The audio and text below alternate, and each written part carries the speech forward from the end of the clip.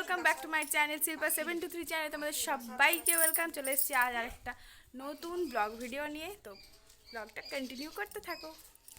তারপর সোজাসুজি দুপুরের মেনুতে চলে এলাম। কুমড়ো, পুঁইশাক, মাছের মাথা দিয়ে একটা সবজি, আর মুসুর ডালের পোস্ত, আর হচ্ছে মাছের ঝোল। এটাই ছিল আজ দুপুরের মেনু।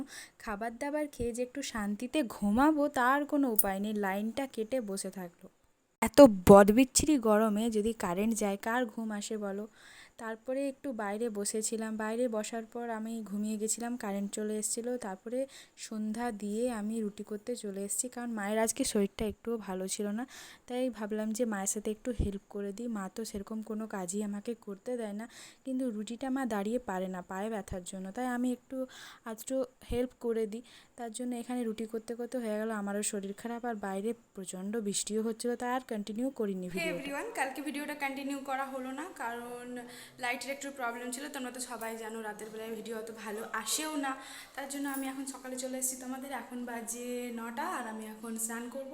স্নান করে পুজো করে তারপর খাবার দাবার খাবো। তো চলো তোমরা ভিডিওটা দেখতে থাকো। সকাল সকাল এখন স্নান করতে চললাম। সকালও বলা যায় না, এখন ঘড়িতে প্রায় 9টা বেজে পার হচ্ছে। তো তারপরেই স্নান টান সেরে আমি চলে এলাম, আর তারপরেই যাবে আমার মা স্নান করতে। তাই ভাবলাম যে এখানে বোতলগুলো আছে, জলটা একটু ভরেই নিই। তার আগে দেখো সূর্য মামাকে একটু প্রণাম করে নিলাম, কারণ সকাল সকাল সূর্য প্রণাম করা খুবই ভালো।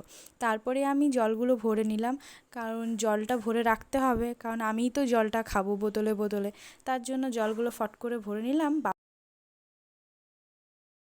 তো আজ এখনই মাছ বিক্রি করতে এসেছিল, দেখো এই মাছগুলো মা নিল, আমার মেয়ের ফেভারিট ছোট মাছ।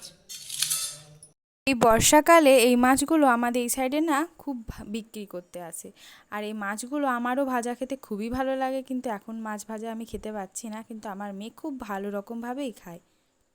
তো এখন বাজে 10টা, আর আমি এখন জলখাবার খাবো। তো জলখাবারে কী কী খাচ্ছি চলো তোমাদেরকে দেখাচ্ছি। আমার আর আমার মেয়ের জলখাবার আছে, তো ভাত আছে, আর এখানে আছে আলু সেদ্ধ, এখানে ছোট মাছ নিয়েছিল যে খয়রি মাছগুলো, ওটা ভাজা আছে, ওটা মেয়ে খাবে, আর আলু সিদ্ধ। আর আমি দেখো কেমন উদ্ভট কম্বিনেশন দিয়ে খাই। এখানে রয়েছে নিমকি আর আলু আলু মাখা। তো আমার খুব ভাল লাগে এরকম উদ্ভট উদ্ভট কম্বিনেশন দিয়ে খেতে। তো চলো তোমরা দেখতে থাকো, আমি তখন খেয়ে নিই।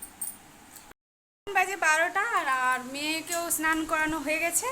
এবার আমি রান্না করব, মানে আজকে সানডের জন্য আজকের মেনুতে আছে, দেখে না, আজকে আছে মাটন, আর আছে আর একটা সবজি করবে মা কিছু।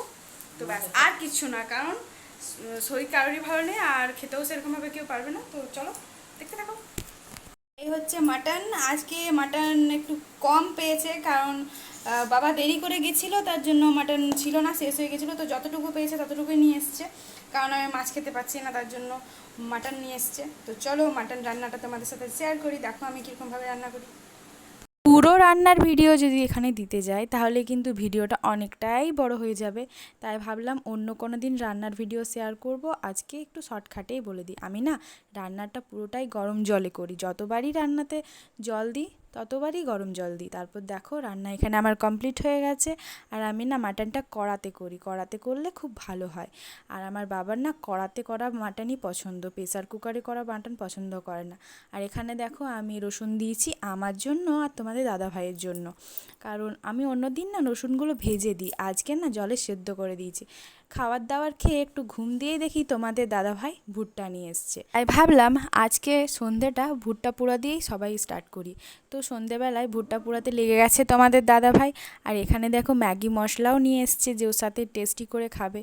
তো এখানে সবাইকে দেওয়া হয়ে গেছে বাড়িতে, আমি আর তোমাদের দাদাভাই বাকি ছিলাম। আর দেখো এখানে দাদু আর নাতনি মিলে কীরকমভাবে খাচ্ছে, যে কে কত জলদি ভুট্টা শেষ করতে পারে। এখানে মায়েরও খাওয়া হয়ে গেছে, মানে হাফ খাওয়া হয়েছে, খাচ্ছে। আর এখানে আমাদের এখন ভুট্টাতে ম্যাগি মশলা লাগানো চলছে। তো আমার ভিডিওটা যদি তোমাদের ভালো লেগে থাকে প্লিজ লাইক কমেন্ট সাবস্ক্রাইব করে দিও। Tata, bye bye.